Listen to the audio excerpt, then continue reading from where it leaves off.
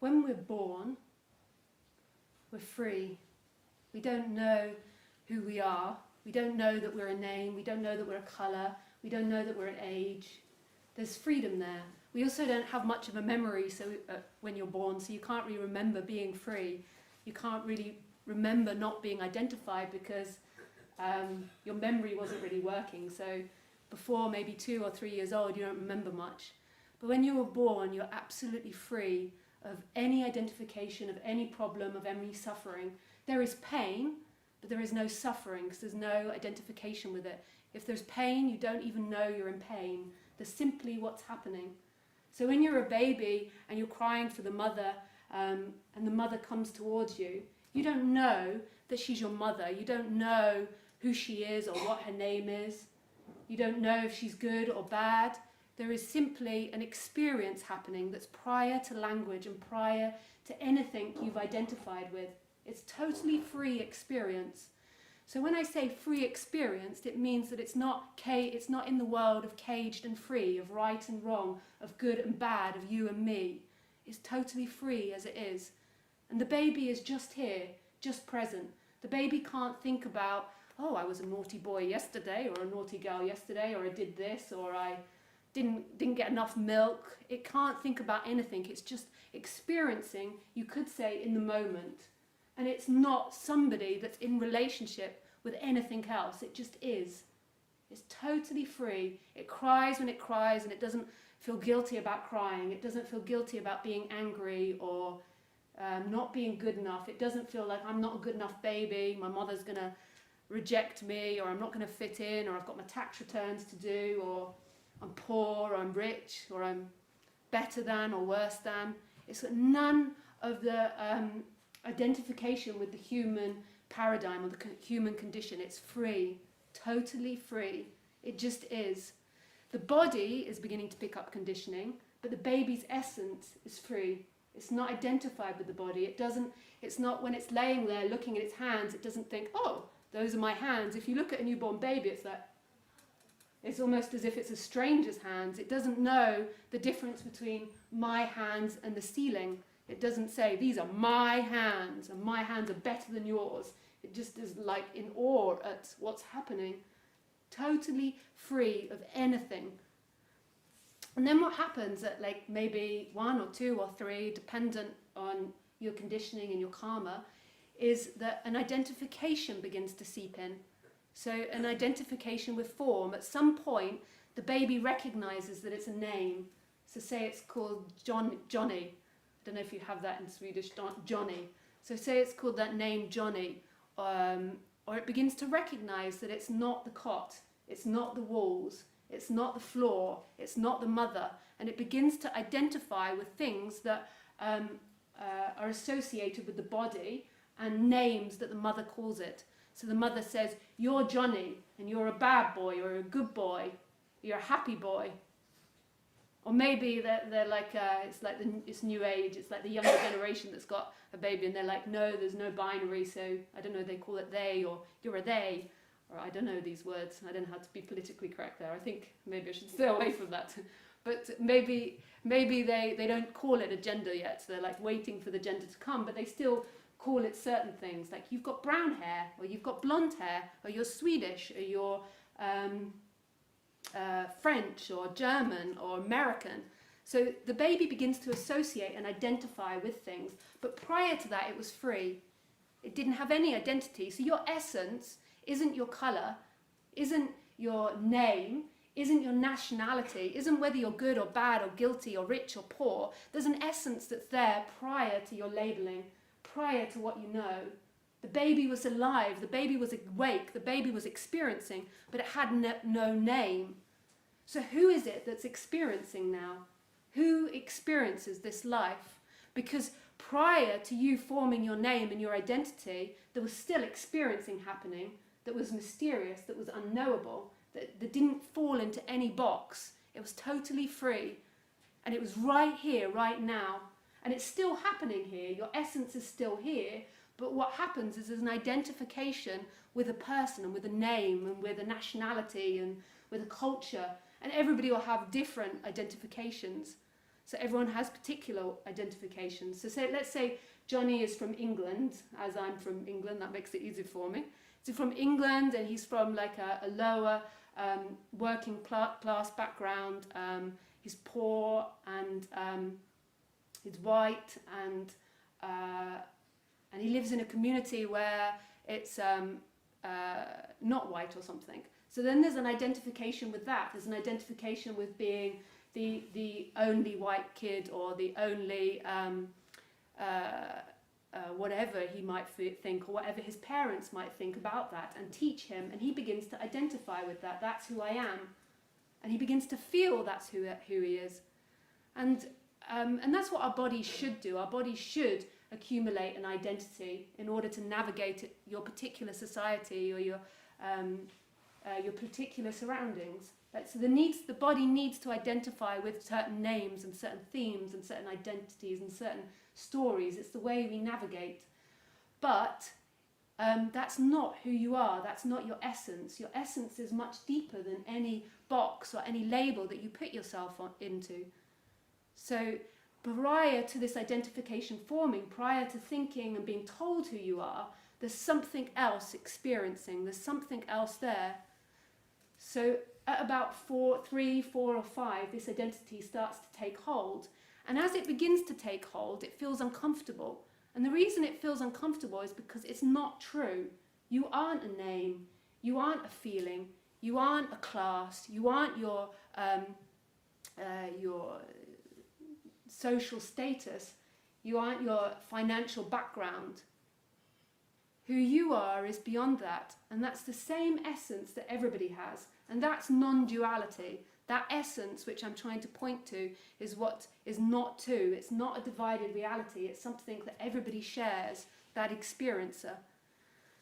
So most people, when they're walking around in society, they think that they are somebody. So this might sound a little strange to some people, but if you're used to this language, like you think that you're sitting on a sofa in a room in Sweden on a planet, on a globe that's spinning a metal ball of gas, which is a little bit bizarre that we actually believe that story. Like if you really think about it, it's quite a bizarre story what we're told. Like, okay, we're spinning around gas at an incredibly fast speed. That's okay, we'll accept that. But that's not actually who you are. You're not sitting in this room. You could say that there's nobody sitting in this room.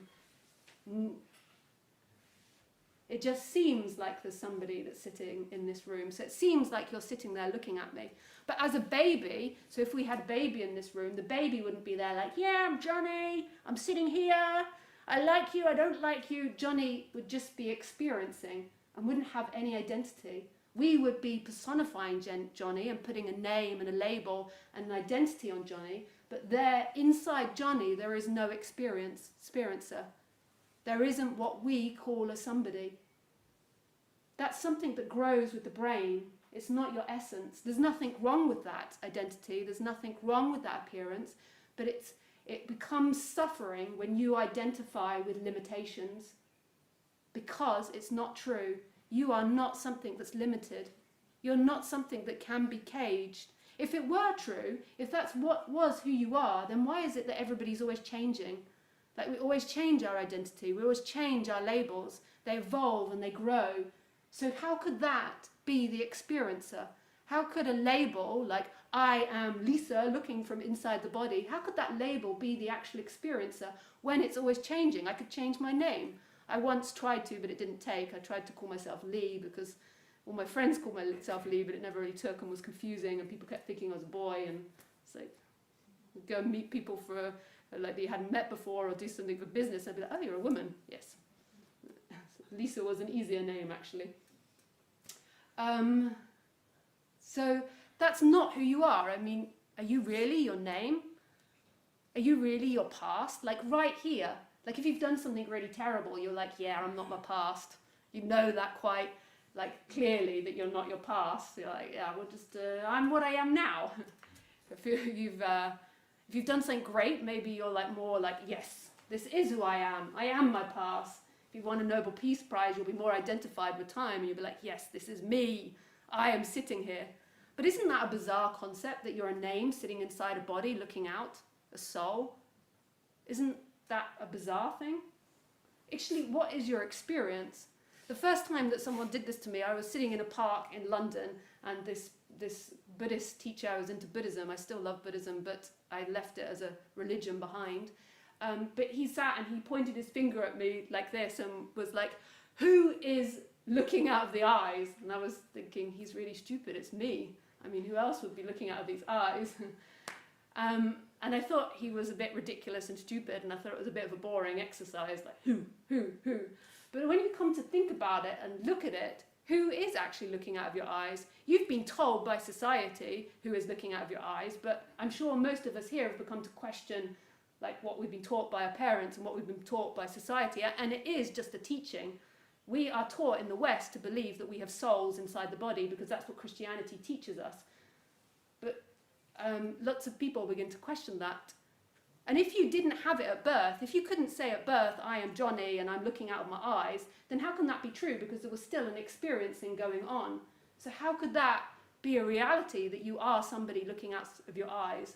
Now, I know this might begin to sound like quite sci-fi or like an alien invasion. It's like, oh, there's an alien looking through or something, or an alien's going to come out.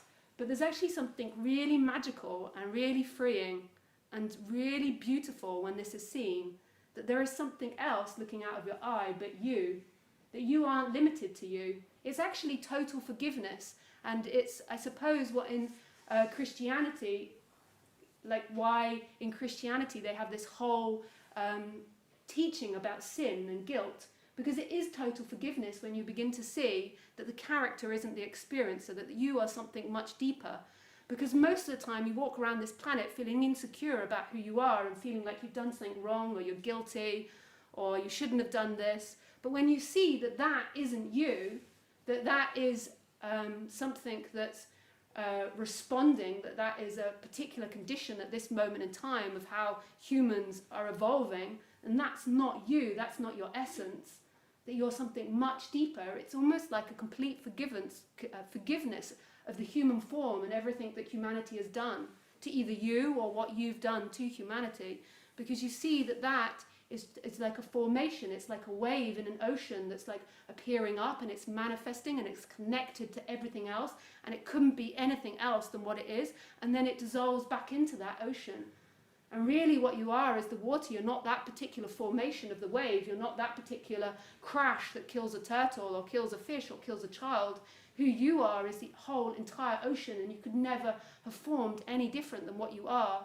So it's absolute forgiveness of anything that you do in this life and anything that anyone else does, because you see that something much more magical and bigger and mysterious is happening here. That we as souls cannot be controlling this life or living this life. We can't be independent entities that are acting separately. So a teacher that I used to really like in India, who's died now, called Ramesh Balsekar, he used to say, at the end of every day, he was the top banker of India, and he really liked whiskey, and he used to say, at the end of every day, take a glass of something you really like, whiskey, if it's whiskey that you like, and sit on the favourite sofa and question yourself, when did I make a choice today? When did I, as a separate person, choose? At what point did a choice occur? Did it occur when somebody gave me information about this talk? Did it occur when somebody told me about this festival? Did it occur when my parents behaved a certain way, which led me to go to this university or that university, which led me into spirituality, which brought me to this point? Or did it occur when your parents made love, or when your parents met, or when your grandparents met? When was the beginning of any choice? Who is separate from anything else that's happened? It's really beautiful, non-duality.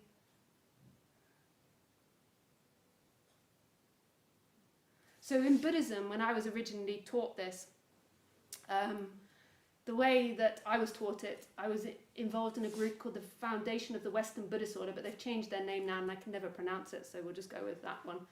And the way they taught me this was, apparently, I can't tell you how true this is because I've never translated Sanskrit. I think that the Buddha taught in Sanskrit, but maybe he didn't, I'm not sure. But I never translated it myself, and I can't go back to that time, I don't think, and witness the Buddha actually saying this. But apparently, he talked about atoms. So apparently, he was already speaking about energy, that we're made up of these tiny bits of energy that are constantly changing form, and that everything is made up of these energies. And they actually translate it now into atoms, but I don't know how the Buddha defined that in Sanskrit. That there's these atoms that we're all made up of, and these atoms are constantly changing appearance all the time. Even now, your body is changing. When you drink, when you go to the toilet, when you breathe, you're taking in other elements and transforming.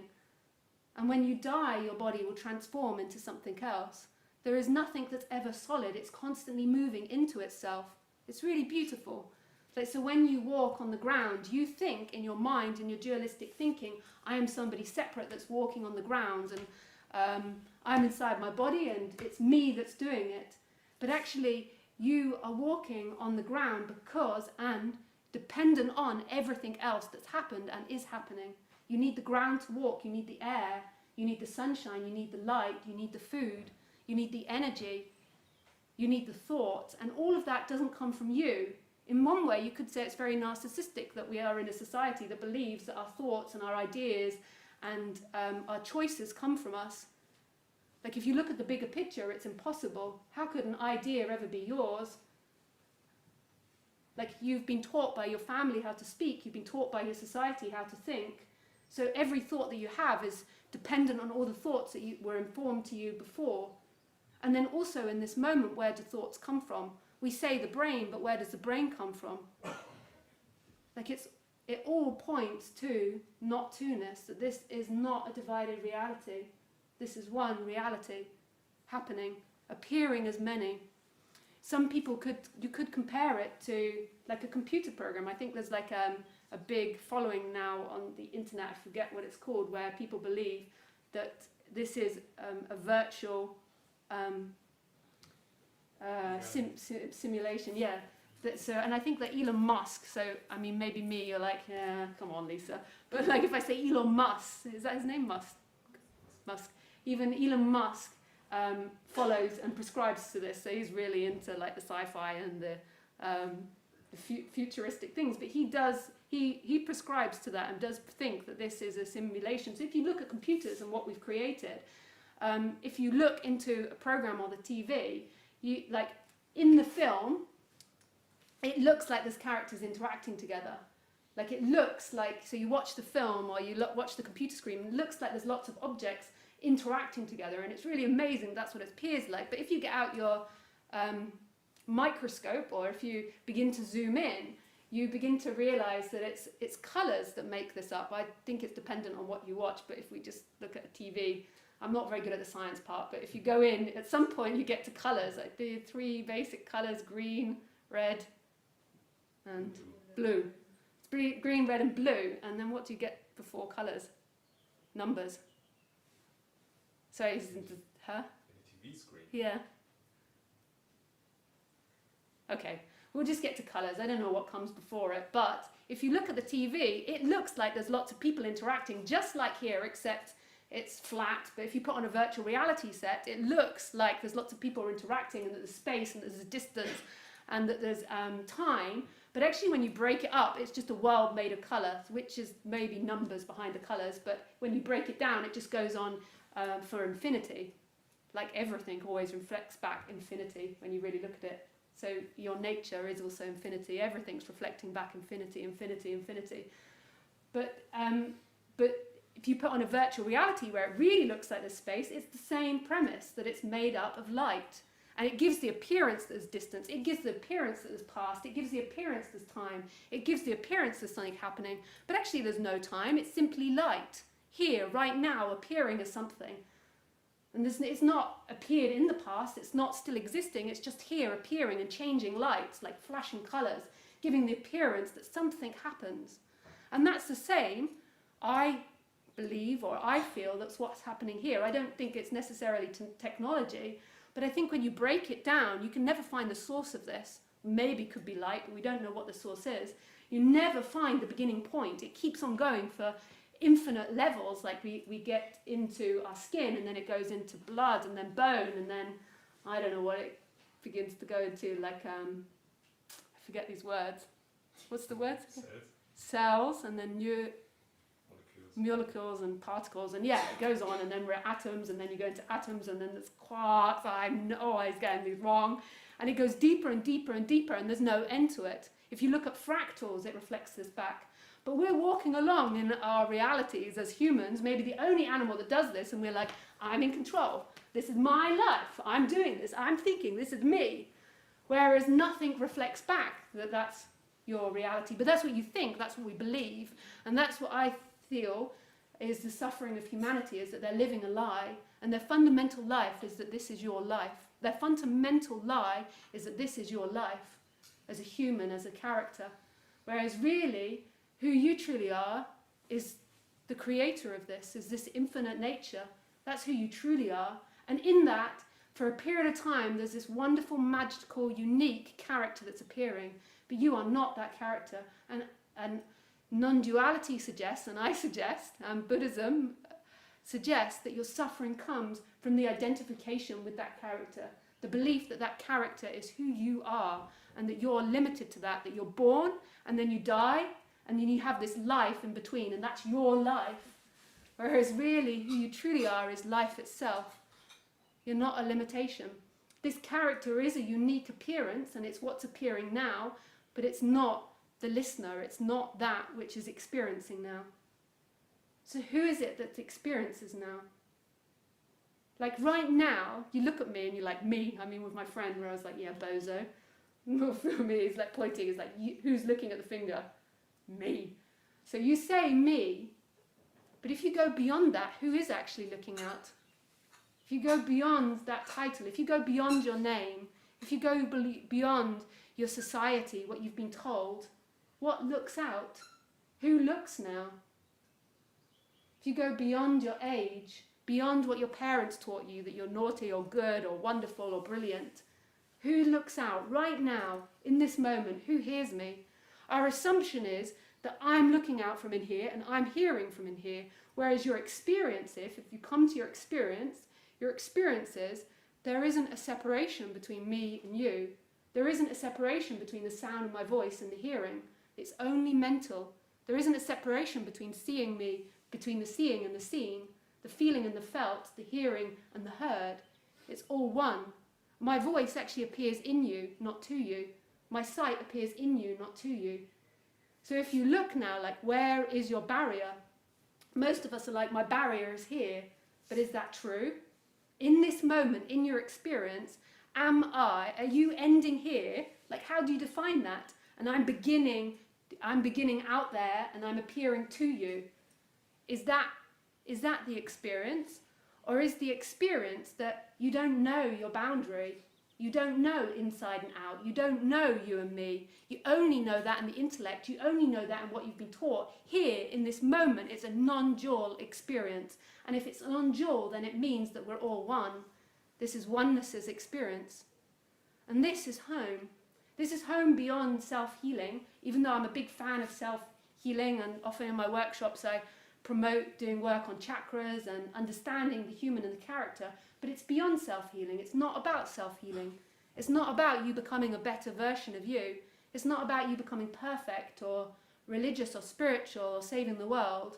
It's talking about something that doesn't fall into limitations of language, and it's right here and it's the essence, and it's the same looking out from here, from there, there. In traditional Advaita or non-duality, they would call it consciousness, that your essence is consciousness. But, you know, how things progress, it's becoming more popular now, or maybe it's not, maybe it's just me. I like to call it life looking out rather than consciousness. Like, consciousness to me still has a limitation, but I'm happy to go with the idea of consciousness because that's simple. That's a simplistic way of putting it, or more simple, maybe not that simple. That it's consciousness looking out. So you could say who you are is a consciousness that's looking out. And that consciousness doesn't exist because of the character. The character appears in consciousness. In it, not to it.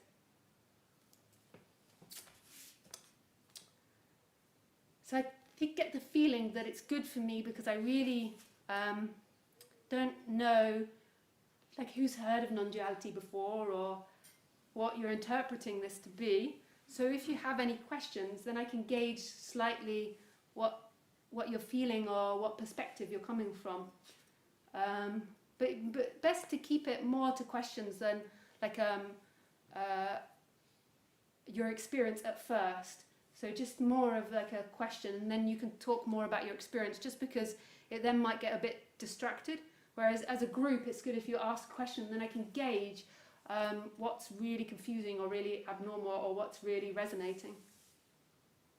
So if anyone has any questions.